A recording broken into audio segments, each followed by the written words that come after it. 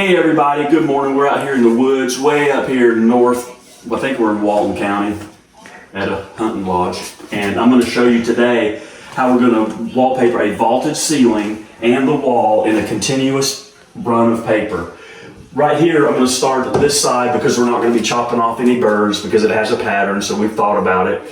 So we're going to have a piece right here. It's just a matter of fact, the paper is the same width as this level, 24 inches.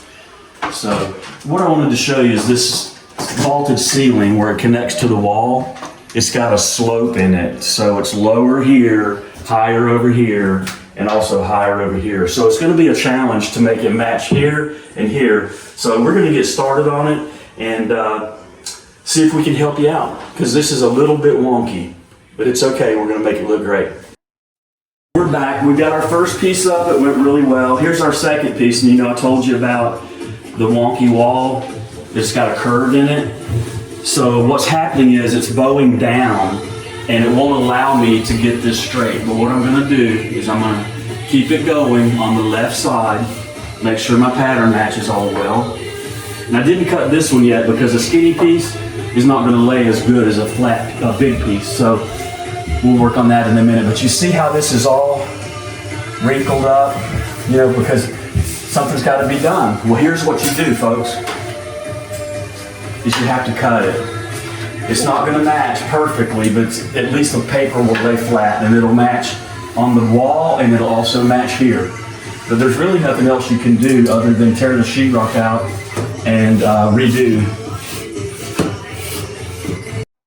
What this is a relief cut. So this relief cut, what's going to happen, you'll see, is it's going to help take this wrinkle out,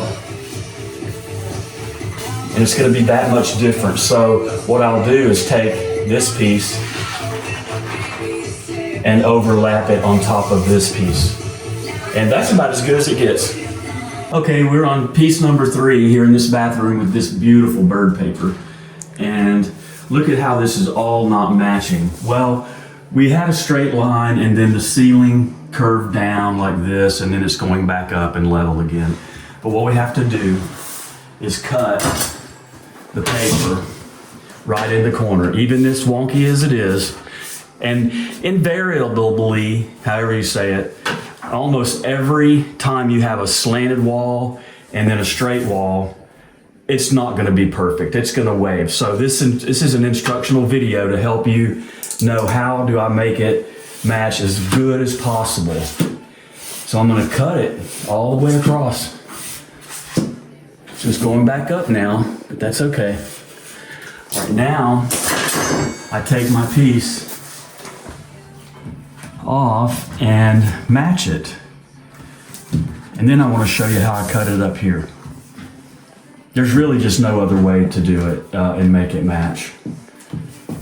So let me unbook it.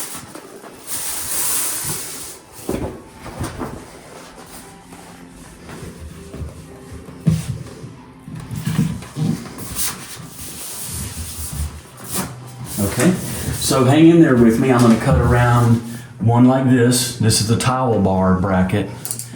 And what I do is I just kind of make an indentation around it so I can see it and feel it with my finger. I always use sharp blades. And these cutouts a lot of times make really good videos. People like to see movement and see how do you do that in person. Okay, so we got that in.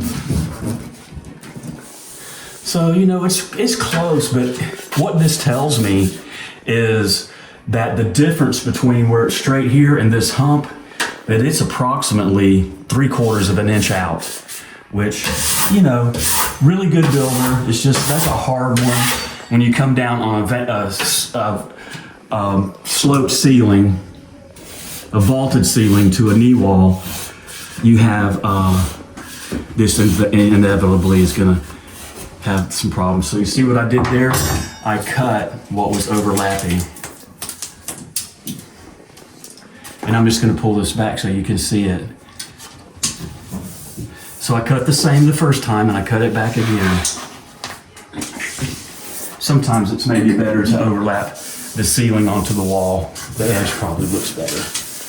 So that's how you achieve a vaulted ceiling to a knee wall that has humps and curves in it. Hope that helps.